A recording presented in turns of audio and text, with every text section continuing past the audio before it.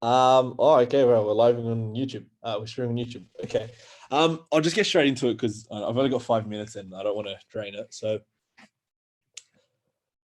loving each other, loving other people. I think it's one of those things where you might sometimes think, oh, people have it naturally. People are good at it, and some people aren't so good at it. And we usually break it down to those that are socially awkward, those that aren't socially awkward. Um, but loving each other in Christianity is different than anywhere else because we're not only asked to love the people that we love. That's not hard. In fact, if someone loves you, the way that you retaliate is through loving them back. That's just how it is. But Christianity, unfortunately or fortunately, calls us to a higher standard. We're called to love those that spitefully use us, those that hate us, those who persecute us. And that's something a bit hard. Okay. And you might think, you know, how am I supposed to do this? How am I, how do I love someone even during this pandemic as well? How am I supposed to show someone love? And you can't do it. You genuinely can't do it by yourself. You're like, of course, you wouldn't be able to do it by yourself. You need some form of extra support.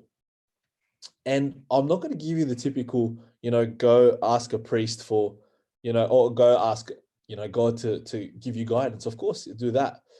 But the idea that we need help is very, very, humbling as well. And I'll dive right into it. So we know the Bible tells us he who says he loves God but hates his brother is a liar. That's only because of the fact that if you love God, you can't do anything but love the person next to you. Why? And it's a very, very weird thing. One of the youth, Father Mark was telling, giving a talk. He basically was saying when they went and saw Abuna Dawood Lamai, they asked him, Abuna, how can we evangelize? How can we be so, spiritually giving? And his answer was simple but perfect. He said, love God. Because he said, when someone's engaged or when someone's, newly married as well, that's the thing that they talk about. They're excited and they're happy and, they're happy to talk about, the proposal and everything because it's exciting and they're really, really happy. And he goes, imagine if you have that love for the Lord. He goes, the only thing you want to talk about is the Lord. That's the only thing you'd want to talk about. Okay. And it's really, really easy to say, like, I'm not, usually I'd get you to put your hand up for this. So like, if you've ever said one of these phrases, I don't love God enough. I wish I loved God more. Or do I even love you, God? Those are some questions that we've always, I'm sure I've personally asked these questions. And unfortunately, Abuna Anthony says, it's not that you don't love God enough. It's that you don't know how much he loves you. Because if you actually knew how much he loved you, you wouldn't have any other option. Unfortunately, you'd be given no option but to love him as much, if not even more. Obviously, we can't love God more than he loves us. Because we'll look at two examples. And this is from Father Elijah's talk, Loving Irrationally. So the two examples he uses is Judas and the sinner woman. Judas sold Christ for 30 pieces of silver. And ask yourself, what have you sold Christ for? Was it a relationship, status, money, attention, a TV show, movie, social media, addictions? Because we look at Judas and we're so quick to hammer him for the fact that he got 30 pieces of silver. Oh, Judas, you were so weak, you took money. What do you take to sell the Lord? What's your price? And ask yourself, if you are selling the Lord, are you getting a good return? The answer is usually no. Okay. There was a story that one of the youth gave. One of the youth was talking to his own father, and he was talking about Abraham and Isaac and who was greater. So the son heard a talk about Isaac, and he realized like how amazing he was, willingly going to his own death without questioning his father. And we look at that, like as a son, if my dad told me, Habibi, come, like, I'm going to go kill you, I'm going to be like, yeah, cool, thanks, dad. Like, get out of here. But the father was convinced that he was greater, that Abraham was greater. So during their discussion, the son was adamant that his call about Isaac was so much better. He goes, I look over and I have seen this happen once or twice in my entire life, that that he looks and my dad is crying bitterly. So this youth was saying that he looked over to his dad. He's never seen his dad cry before, and his father is in tears. His father is actually weeping. And he said, I cannot even begin to think what I would do if God asked me to sacrifice you. It would be a million times easier for me to die. And that's very true. I'm not sure if many people here are parents. I think Abuna is probably one of the only people. But to sacrifice your own child, in fact, even think about the person you love most. You wouldn't sacrifice them under any circumstance. You would willingly die 10 times over to not see them die. So the love of the Father is one of the greatest loves, that he sends his only son to have our sins basically cleared. Okay. And I think an issue that we do when we come to love God is we're too calculated. Abuna Elijah was talking about being irrational with your love towards God. Because, for example, when a husband, when they get a present for their wife, sometimes they're so irrational, crazy jewelry, so expensive, or an enormous trip. And sometimes it's not rational at all. But it comes to God and we're giving our tithe. We wouldn't dare give 11%. We calculate exactly 10% and we send the rest goes into savings or whatever it is. We're very calculated when it comes to God. Or even when, for example, I come to serve someone next to me, I'm aware of my own comfort. Oh, I don't want to speak to that person because they're a bit weird and we have nothing in common. But this topic isn't about loving others. It's more about, if I love God, I'll have no other response in my life but to love the person next to me. You cannot love God and hate anyone. The Bible calls you a liar. So if there's anything that you take away, and during this time as well, I know it's hard. You can't go up to the person that's lonely, but I guarantee you, there are some people that are sitting at home right now. They haven't received a phone call, a message, anything. They haven't gotten anything. No one's really, given them the attention that they need or want. I think really the Lord would look down with the biggest smile to see one of his children comfort his other child. I don't think I could just imagine it as a father, looking down and seeing your children, being with each other. It's one of the happiest things. And how much more is it that when I love the Lord, it starts to become easy to love others, because I know how much I owe God, and therefore I need to somehow pay him back. And when you pay him back through your service. So, like, we're in the Holy 50 as well, and this isn't the time to just dish out on food. This is actually the holiest time.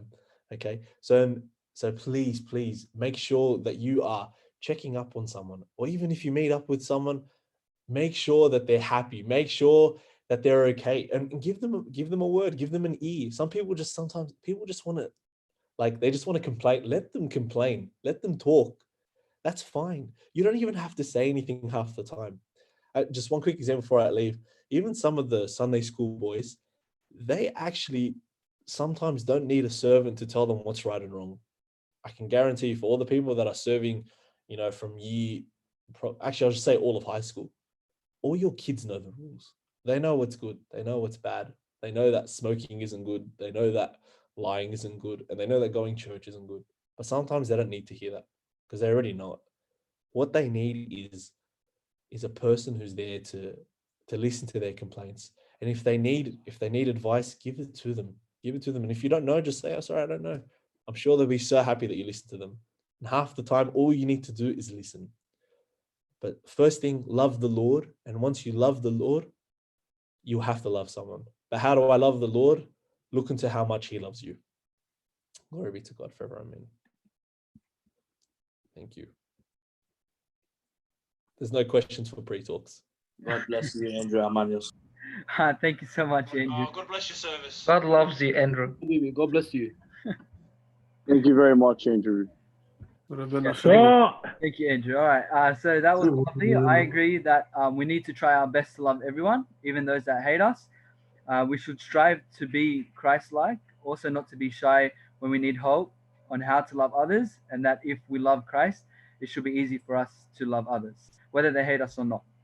That being said, before we hand it over to Jess Hannah, we have just a few announcements.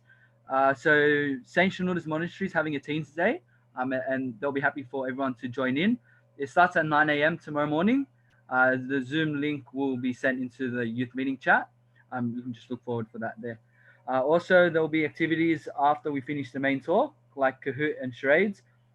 Please stay and join in, and we'll look forward to playing some games with you all. So that being said, let's hand it over to Jess. She'll give the main talk regarding the joy of freedom. So whenever you're ready, go for it. Hi guys. This is hello. Hello. This is a Suppose. really odd kind of wow, you guys, this is probably the biggest Zoom meeting I've been in. There's a lot of people here. ABB. Yeah, the boys. So this is a really massive topic. Thank you very much to whoever came up with it. It is a really beautiful topic, but I don't think I will be able to get through it all. So it's just a heads up from here. I'm not sure how much time I actually have, but we'll just get started and we'll see how I go. Am I able to share the screen? My screen? Yes, you are. Yep. All right. Let's give it a go. Sorry. My problem is when I've got my PowerPoint presentation up, it takes up my whole screen. So I'm not quite sure how to. I'll share the screen and then I'll do the presentation. Hey, baby.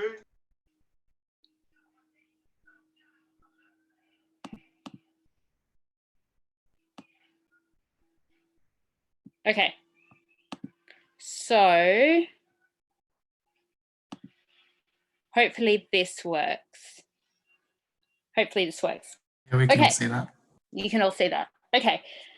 So basically, I think this topic is really just asking me to summarize the Bible from Genesis to Revelation. And I'm not sure I'm going to be able to manage to do that, but I'll see how far I get. The joy of freedom is a really interesting and a really beautiful topic. And I think it's quite timely that we're doing this after Easter, which is sort of the ultimate celebration of freedom. I do normally like to have quite conversational youth meetings. I don't know how that's going to work because I can see most of you are muted. But I guess I started with looking up definitions of freedom and sort of dictionary definitions of freedom. And I actually still have an actual dictionary. So that's the first extraordinary thing. But when I opened it, I found 12 definitions of freedom. And I guess I was keen to hear from you guys what kinds of concepts you think about when we talk about this idea of freedom. There's 12 definitions, so chances are you're going to be right. Any thoughts? Being able to access something without anything restricting you. So there's like no restrictions to accessing something. No restrictions. Yep. Any other ideas? Being at peace. Interesting. That wasn't in the dictionary. But I think you're right. Others?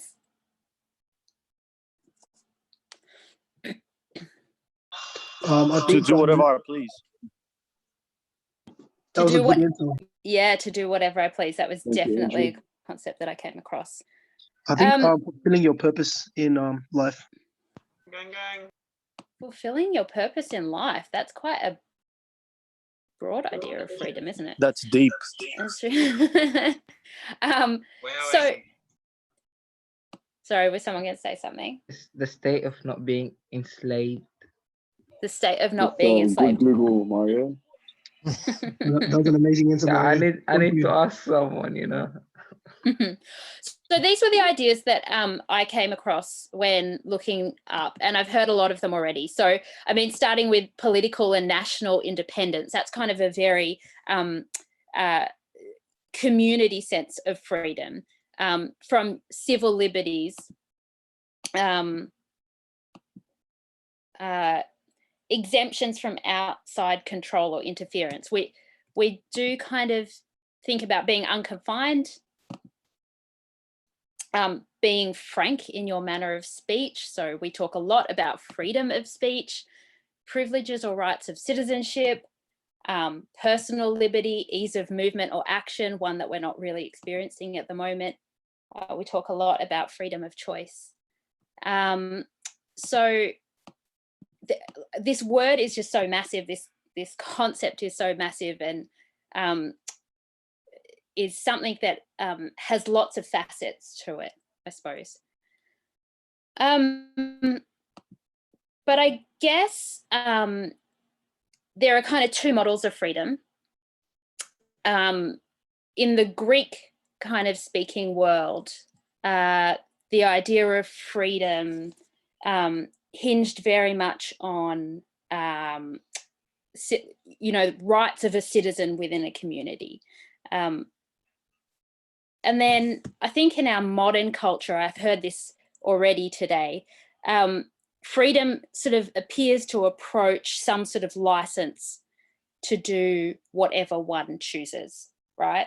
So these are kind of the two models of freedom that I kind of came across. But the fact is that none of these models really can deliver. They're a bit of a mirage or a bit of a facade. They kind of promise this really positive concept, but none of them can really deliver so much. So the rights of a citizen are tempered very much by the state or the government that they live under.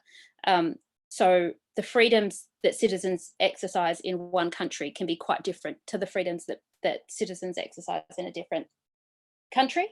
And yet you would still consider the two of them being free. In fact, you don't even need to look at another country. Look at our lifestyles today and measure them up against the freedoms that we had 6 weeks ago.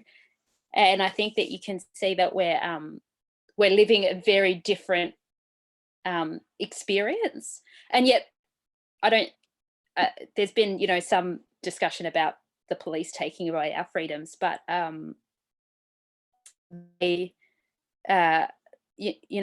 I think everyone who's sitting here probably still considers that they are free. Hey, you can get two people can come over now. So, and then the other model, sort of this idea of being able to do whatever you like. Of course, no social license can ever exist to allow someone to do whatever they please. Someone who really does decide to do whatever they please finds themselves confined to prison very quickly. And even a lifestyle that still remains legal but approaches some sort of unlimited choice, I think they are people who live this kind of license to freedom of choice and freedom to do whatever they want, probably still can't escape certain feelings of guilt and certain feelings of being isolated from other people and community and similar. So these two models kind of appear to deliver freedom, but they're sort of limited, the two of them. So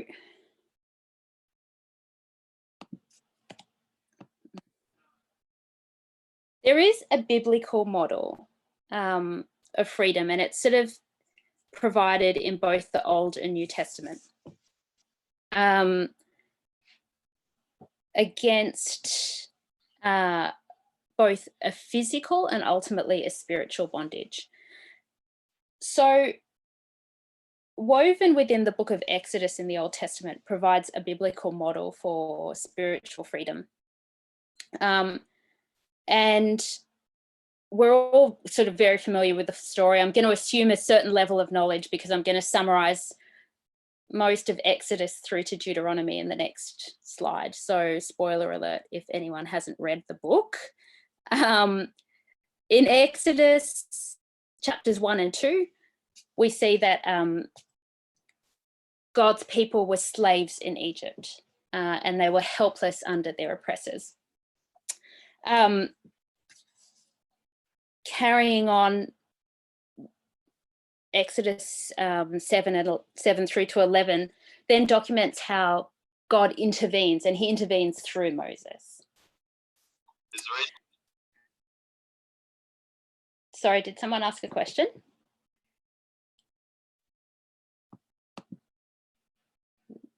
No?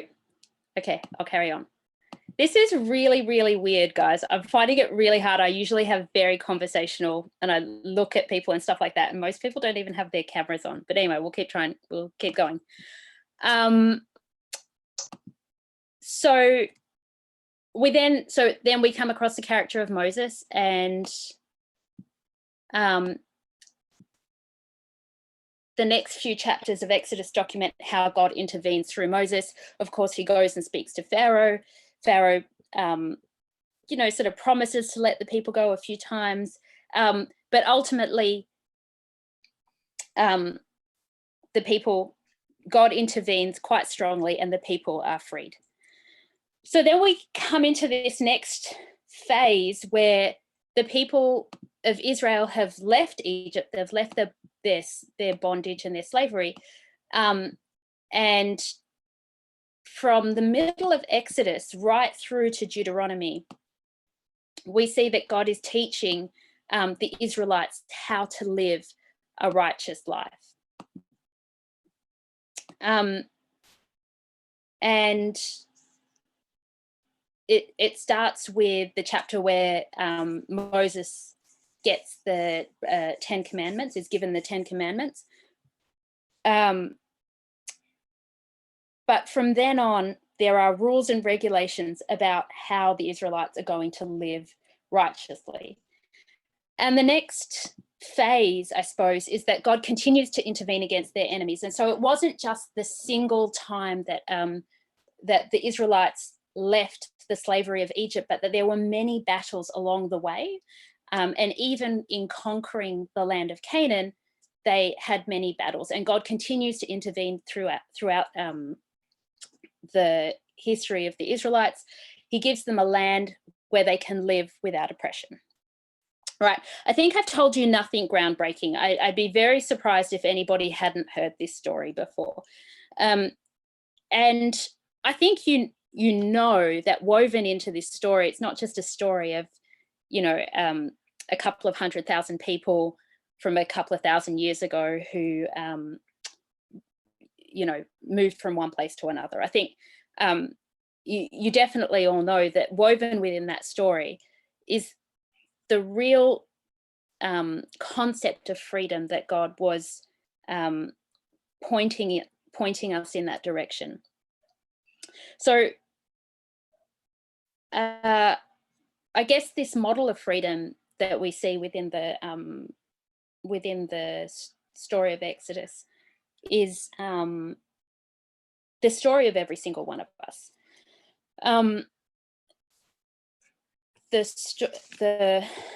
We see that mankind is oppressed and helpless against sin. We see that God acts to redeem his people in the New Testament through the death and resurrection of Christ.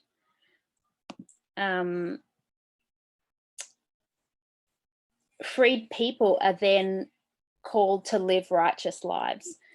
And it's very interesting, going back to the story of the Israelites in the desert. There are a number of times throughout the story, Exodus and Numbers, where the Israelites complain to Moses and they say, why did you take us out of Egypt? Why did you take us out of Egypt? And they go on a shopping list of the things that were in Egypt. And I love it. It's all of those things. There were watermelons and the cucumbers and the tomatoes, and they remember all of the things that were in Egypt, and they almost want to go back. And very similarly, for us, often we might leave sin and we have this very high sort of expectation, and we're definitely heading, but the road gets tough and we start to think back again about, well, was it really that bad? And just like Joshua conquers the Canaanite cities and leads the people into their land, the Holy Spirit dwells within us and preserves our freedom from the oppression of constant sin that continues throughout our lives and allows us to be victorious.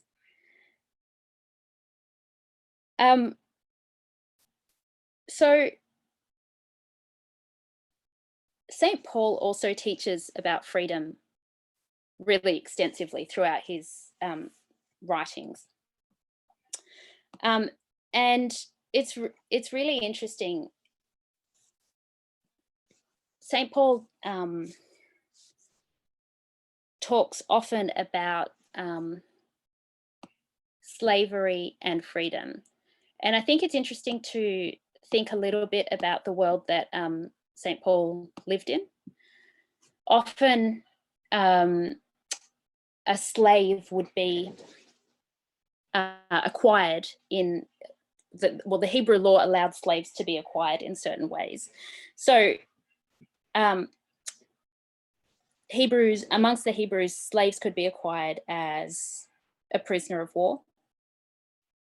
A slave could be acquired by purchase, by gift. If a person had a particular debt, they could become a slave instead of selling their debt back. If someone was born and their parents were slaves, they could become slaves as well. And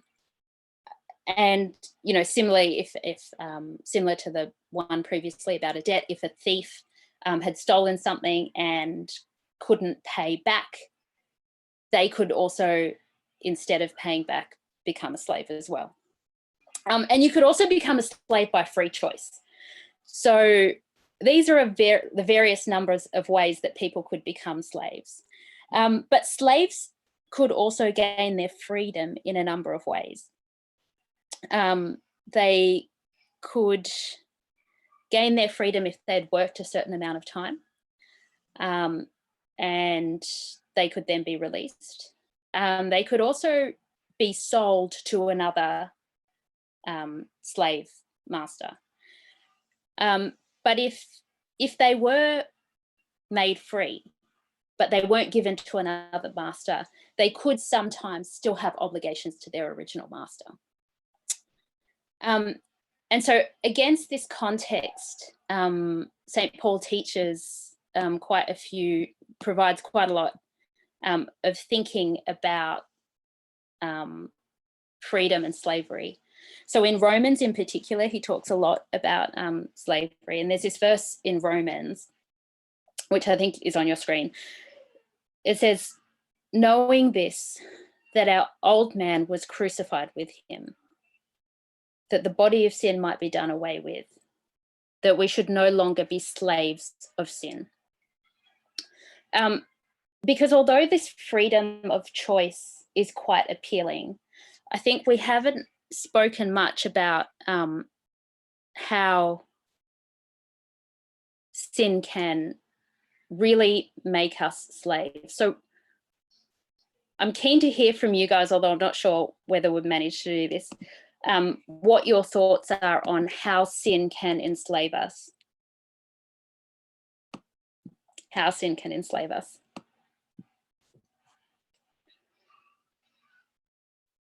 I think with the example of habitual sin in particular, that can show that you continually doing a sin that you're not able to stop, similar to an addiction as well. Yeah, absolutely. I think the model of addiction is very common, but common to so many of our sins, that you find yourself doing the same thing unchecked, even though you didn't want to do it. And all of a sudden you're dragged in. No matter how much resolve you've had, you just find yourself in the same position again. Other thoughts?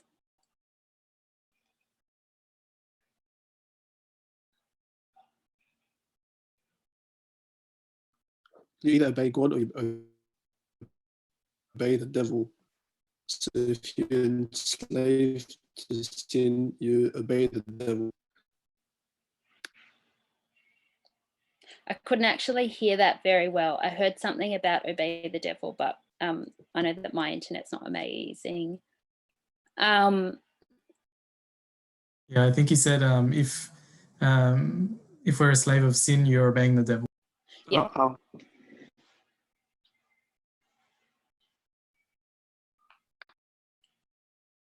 Sorry, I'm never quite sure if someone's about to say something or not, so that's why I paused.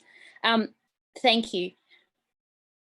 I think one of those other things that really enslaves us about sin is the guilt that follows afterwards. And that guilt can be very entangling, like it can really visit you in many different ways for many years ahead. And I think that is probably one of the things that really makes you a slave, because these constant feelings of guilt about your sin are very paralyzing almost.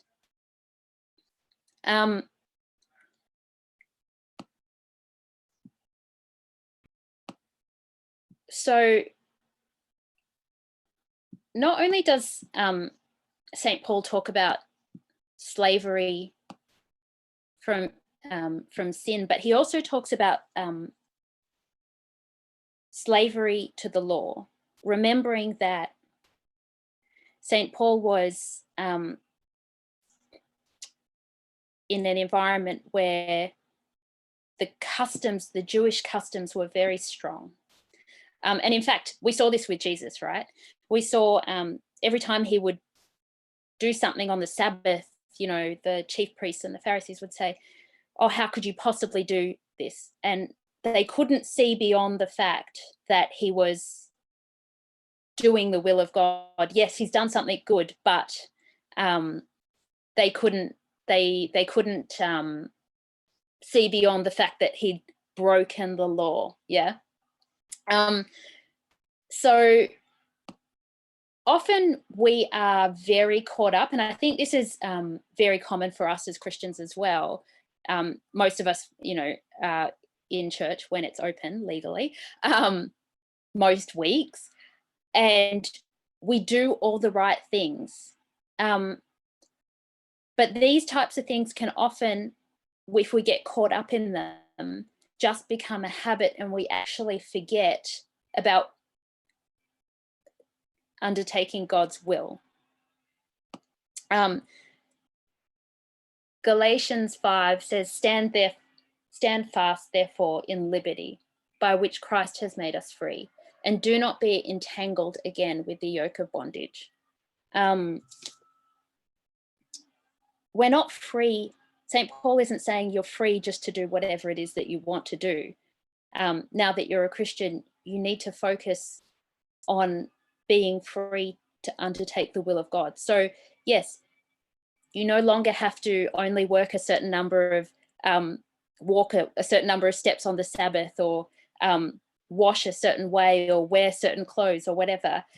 But these freedoms that we've been given from the law are freedoms so that we can really understand what the will of God is, and to just do them, not just to do whatever it is that we feel like doing in particular.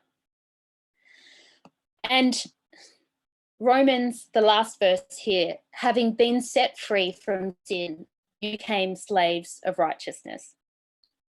And so remember how I was telling you that you could be released in a certain number of ways if you're a slave.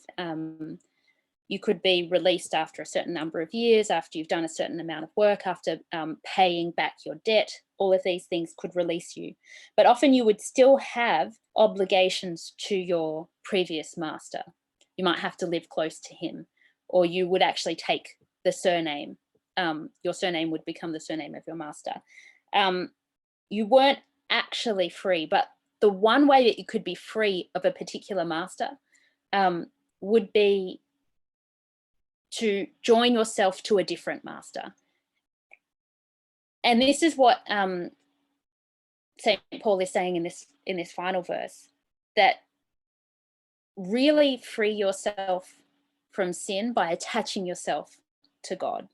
Often we like to talk about stopping a particular sin or stopping a particular habit, but we don't talk about building new habits. And often without building new habits, old habits die hard, right? Without replacing particular music with other music, it can be very easy to go, I really feel like listening to a particular kind of, thing or whatever it is. Now, I think that it's very interesting that St. Paul talks so much about freedom. And I think he probably had a lot of time to contemplate it, as St. Paul was actually in jail a lot. And I don't know if anyone's ever been to a jail before. No hands up? No one's been to a jail. So I'll just tell you, it was close. A few years ago, my brother went to jail. He was sent to Silverwater prison. And this was kind of a funny joke that we would have around the house, because he wasn't sent to jail by a judge. He was sent to jail to Silverwater prison for his work. My brother works in geotechnical engineering, and I don't know if anyone knows what that is, but basically before you build a building or a road or a tunnel or whatever, the first thing that you do is you examine the ground conditions, and you try and figure out what the conditions of the ground are, how deep the rock is, how strong the rock is, whatever. And so you drill down and you get a massive core. You pull it back up, and you might dig down 10 meters, 15 meters, 20 meters, maybe more, depending on what your building is. You bring it back up. And then what his job was, after he brings it back up, is to collect it in these boxes, right? He's got boxes 1 meter long. And so he breaks up the core into 1 meter pieces, and he puts it all in the box, and he says 0 to 1 meters soil, 0 to 2 meters clay and sand, and 3 meters down this type of rock, 4 meters down a different type of rock. So I don't know if anyone knows, but Silverwater Jail is completely out of space. And so they needed to build a new wing. And his work sent him there, and they gave him a little debrief, and they said, don't talk to anyone. They will yell at you when you walk in. They will scream at you. They will swear at you. They will do whatever. Just give no notice. But, he has to walk through this area. And it seems like there are some people in the jail who are given a bit more freedom than others.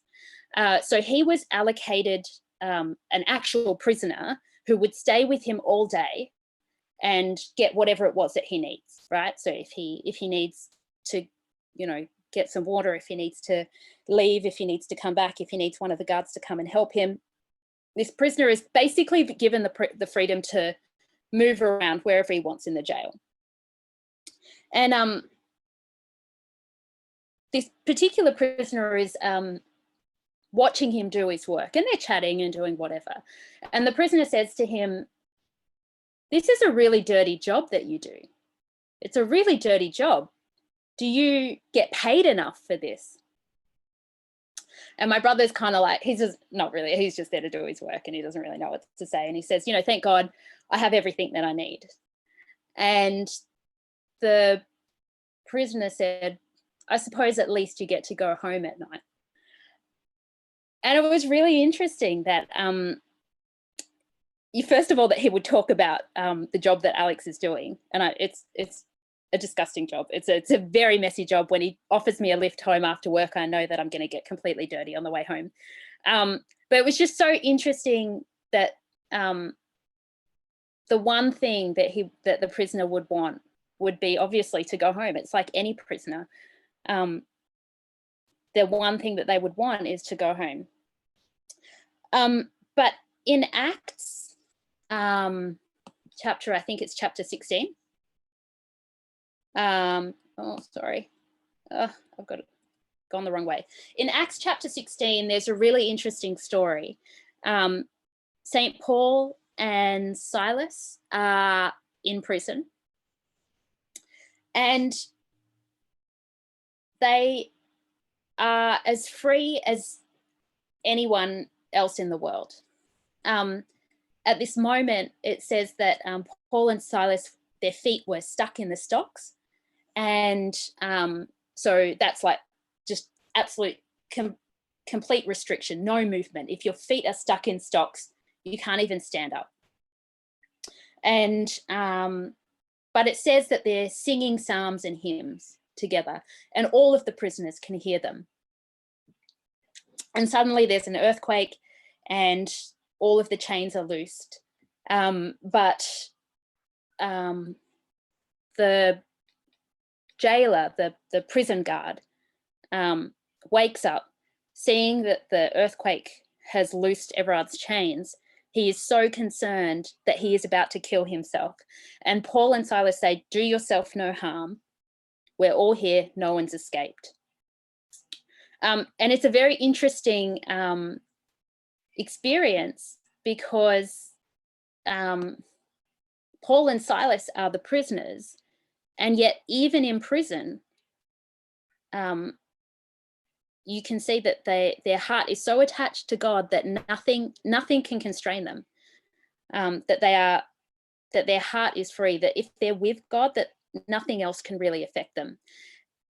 And the jailer, who is free, who has the keys, is so concerned about his job and his security that he even considers killing himself at the slightest chance that something has gone wrong. And I think there's a very interesting paradox.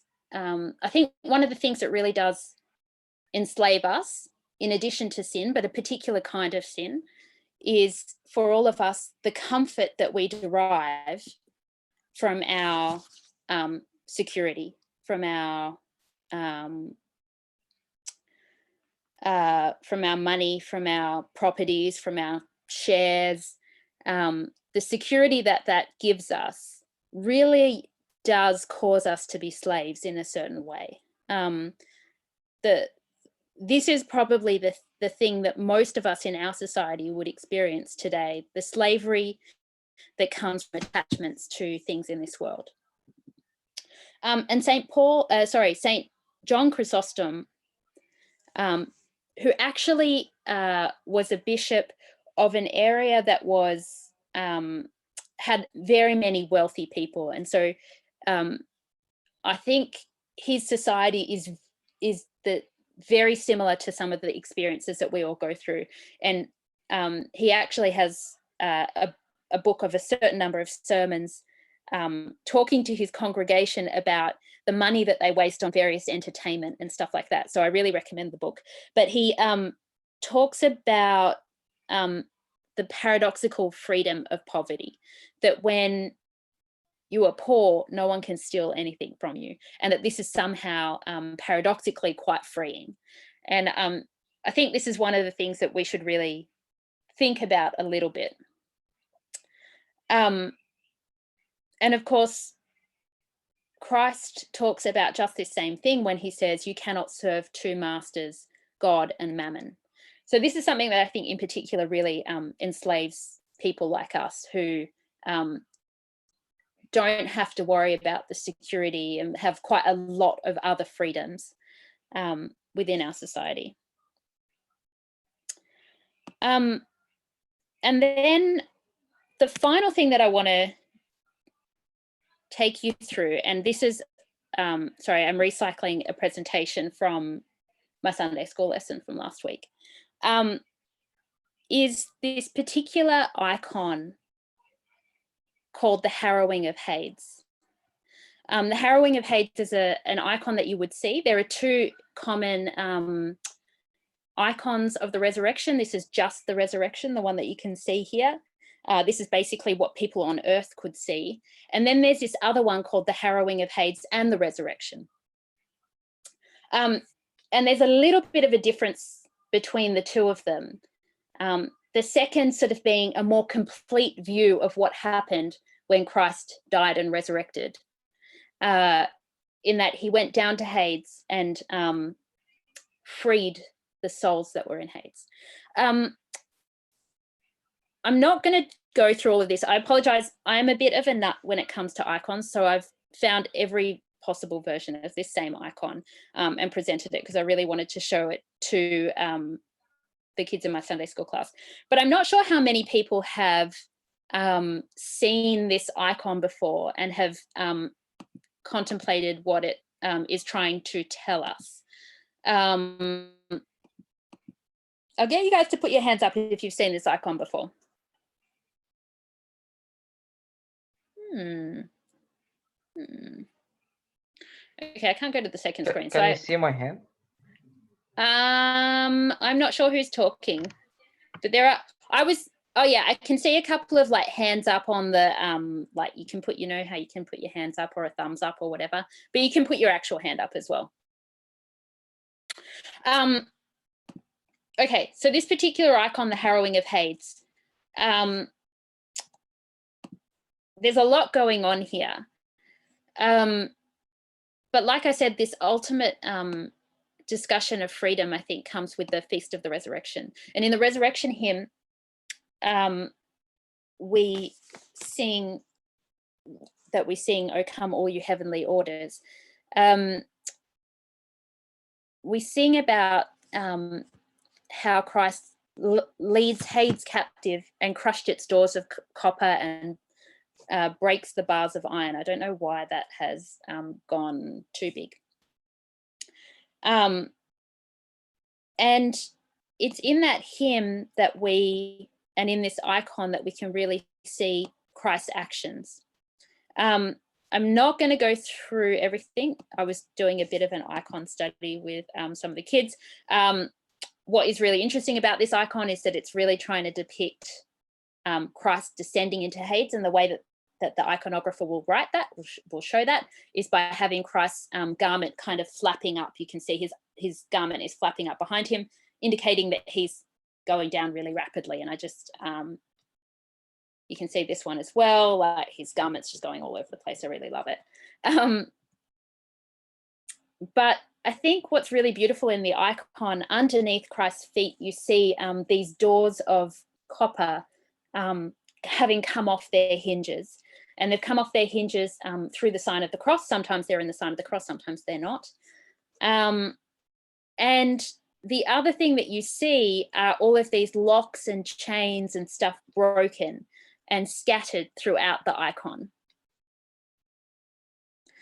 That's another one of the doors and cross. Not only do you see the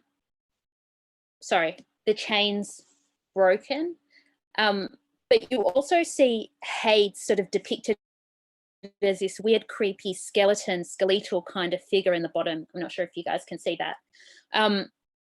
And when we say death has been destroyed, sometimes it's a depiction of death or a depiction of captivity or Hades.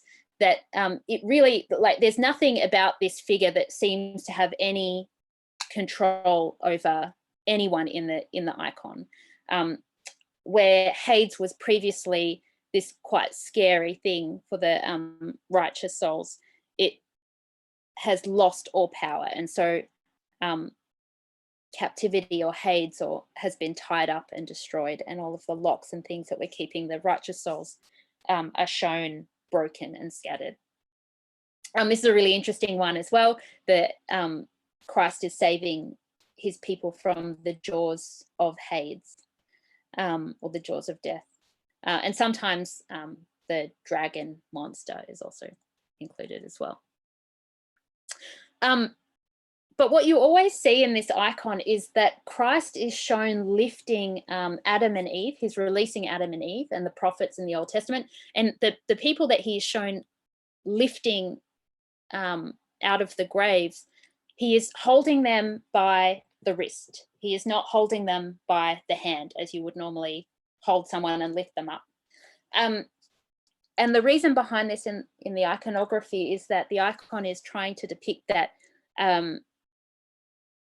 Adam and Eve and the people who are being lifted out, it is not by their own work that they are being lifted out of the graves. It is entirely by Christ's doing, and that all they are able to do is to lift their hands up to Christ. And so if you, and there's just another one. If you look at this icon, it's not just a really pretty icon to be admired, but there are so many lessons here about our freedom through Christ's death and resurrection that we can apply to our own lives. I'm going to skip through these carefully, and I just really can't help myself. They're all like all of my favorite icons. That's all I've got. Does anybody have any questions or comments? I had a question. I actually cannot see who is talking. I've got my camera off. Okay. But earlier you mentioned feelings of guilt when we do sin can be paralyzing or enslaving in themselves. Yeah. I guess my question is then, is it wrong to feel guilt for sin?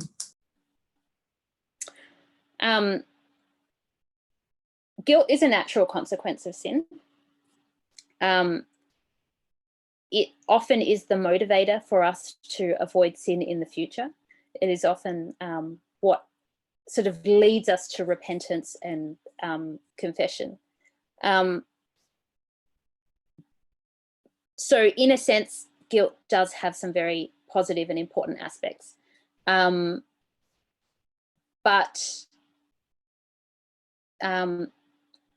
guilt for sins that are long repented and confessed is not sort of helpful, and sort of can lead us to, you know, if we dwell in that for too long.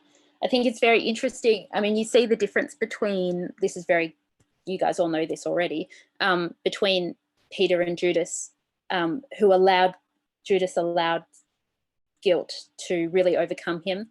And Peter was obviously very affected by his guilt as well. And you can see him after the resurrection when he's talking to Christ, you know, really upset about his denial of Christ, but is motivated to like work harder and to use that, you know, in that conversation with Christ when he says, "Feed my lambs, tend my sheep."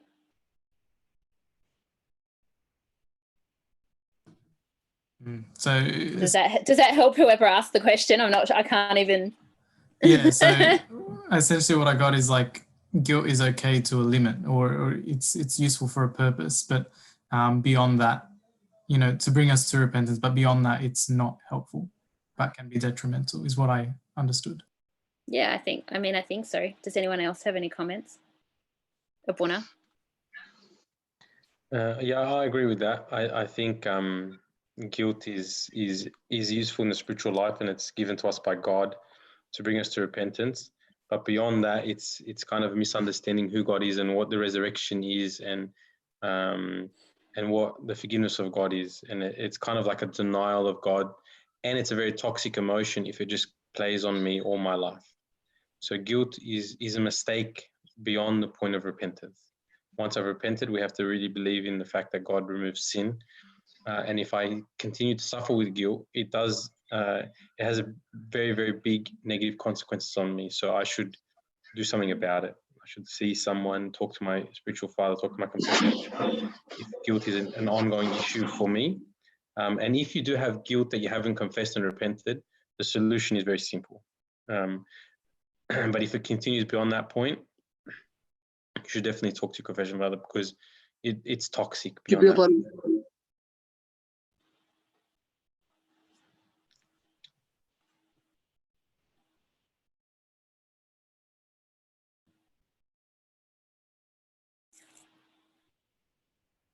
Boys, what's happening? That was it. I finished talking. So Andrew or Jess, you guys have to take over. Yeah, that answer makes sense. Thank you. Any other comments or questions? I have a question. Who are you? Where are you? I'm the guy with the beanie. Beanie. Okay, good. Andrew, I can see you. Yes, okay. How about people that have guilt at the start, but then don't feel anything after? For example, killing. Yeah. What about it? You get desensitized to guilt. Well, then guilt's not helpful. Obviously, it's not helping you. Sorry, I think, Andrew, you're on mute. Sorry, what was that? So what do you mean when people don't feel any guilt? Yeah, so they feel guilt at the start, and then after a while, say they keep doing it, then they don't feel anything at all. What should they do? Great question. It's interesting. It is a great question. King David was a bit like this, right?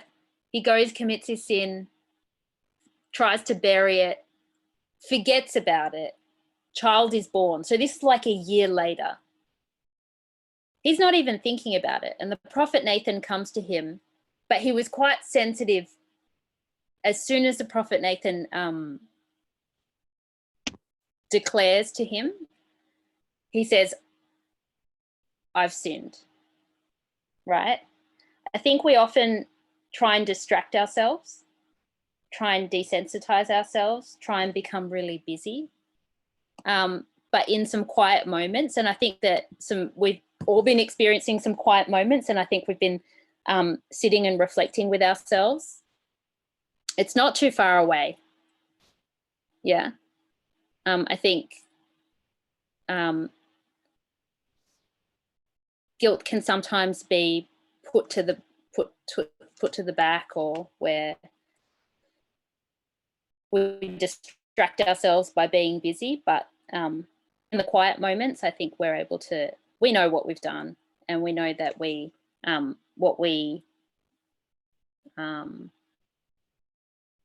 that we're living a life separated from God ultimately. I have a comment. My name is Kermit. I'm Kermit the Frog. Where are you? Kermit the Frog. Yeah, my camera's off. It's Caroline. But I guess just thinking about, the topic and what we've discussed, and putting guilt in the picture, guilt is not joy. And I guess the joy of freedom is guilt-free. Like I guess like Abuna was saying, guilt has its purpose, and like Jess said, guilt has its purpose.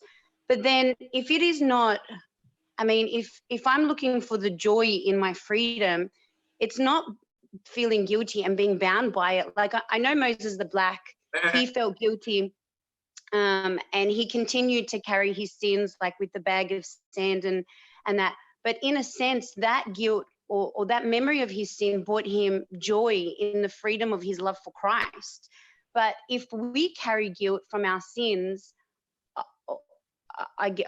me definitely, I would feel kind of enslaved and in that vicious cycle of guilt, as opposed to joy that God has given me another chance and another, you know, and a fresh start, a new day. And I guess that is the beauty of, you know, the resurrection and salvation and forgiveness.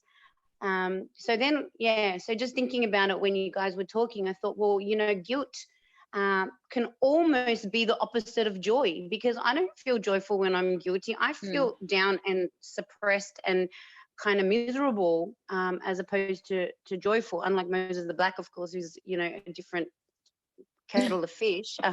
So, you know, yeah, so I just thought I would share. Carol, I think that's really, really nice. It's true that we often, even if we're not feeling particularly one way or the other, we just kind of feel like we're existing. You wake up in the morning, you go to work, you do the things that you need to do, and so you may not necessarily be feeling completely emotionally down, but you're not feeling as joyful as you should be. I'll just add something to Andrew's question, Andrew Abdul-Malik, about the what should you do when the guilt disappears? Because unfortunately, it's one of the consequences of sin is that you become too desensitized to. Okay, all right, I'll put that down. It's too distracting. The Jono. So you get too desensitized to sin. And it becomes a problem, right? And you start to mount filth on filth without feeling it, and that's a natural product of sin. And so it's like, you know, for example, a shirt that's dirty. You know, when it's brand new, you don't like to get it dirty if it's white. You get a little mark on it, you get disturbed by that. As the filth mounts, you don't care. You stop caring. But the mechanism to realize that it's a white shirt is to clean it. You know, you stay away from the sin for a short period of time. So I think part of the solution is try again to be clean. If that's how I feel not guilty, and the church have been saying, oh, this thing is bad and I should stop, but I don't feel it. Try for a little bit, stay away from it. See the impact it has on you. See the breath of fresh air it brings to your life, the joy that it brings to your life. And then see if the guilt is no longer there when you do it again. If you just take some time away as a discipline for a short period of time and say, I will try to stay away from alcohol for a period of time. I will try to stay away from sexual impurity for a period of time. I will try to not lie for a period of time, or keep away from money for a little bit of time, or whatever the thing that's disturbing me is, or that I've lost guilt for. Try and stay away, clean the shirt, clean the glasses, clean yourself, and see if you no longer have the guilt, because you'll get the guilt back, and you'll be disturbed by the sin. That's all I have to say. Thank you, Abuna. Thank you, Abuna. Thanks, guys. I don't know if there are any other comments or questions, discussion. I think we can wrap it up there. I would love to join you guys in person next time. I'm not so amazing on Zoom meetings, especially after a week like of just meetings on meetings. But I'm really encouraged to seeing so many of you online, because I haven't seen that for most of our other services.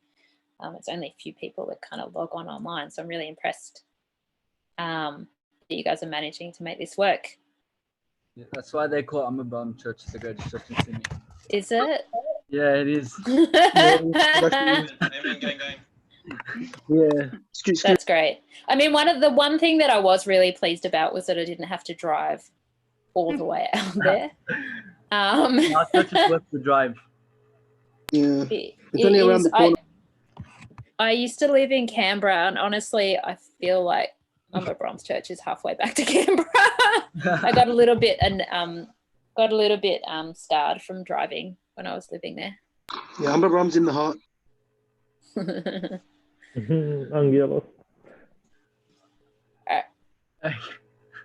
right. Well, there's no more questions. We just want to thank Jess so much. We love that talk. It was awesome. I'm sure we took some things out of it regarding freedom, which is given to us from God and shows us his works. Also, how his death set us free. Also, the explanations of the icons, it was really interesting. A few icons I actually never seen before as well. So thank you so much again, Jess, for taking the time out of your night to join us and give us this wonderful talk. Before we start with prayer, we just have 2 announcements. So tomorrow there is a Teens Day at St. Shenouda's Monastery. Now, for obvious reasons, it's going to be live on Zoom at 9 a.m. We'll send a link shortly to the youth meeting chat. Also, after prayer, we'll play Kahoot and charades, so join us. That being said, we'll just start with prayer. Is it all right with you, Jess, if you can conclude with prayer? Yeah, of course. Fantastic. In the name of the Father, Son, and the Holy Spirit, one God, amen. Lord, we thank you so much for your abundant blessings on our lives. We thank you so much for the joy of the resurrection that you've given us and that you've reminded us. We thank you so much for allowing us through these really difficult times to still be connected with the church, and for reminding us of your love for us every day. Allow us, Lord, to use these days to reflect on you, to avoid the busyness and the distractions. Allow us, Lord, to spend more time with you. Allow us to feel the joy of your resurrection in our hearts and in our lives every day.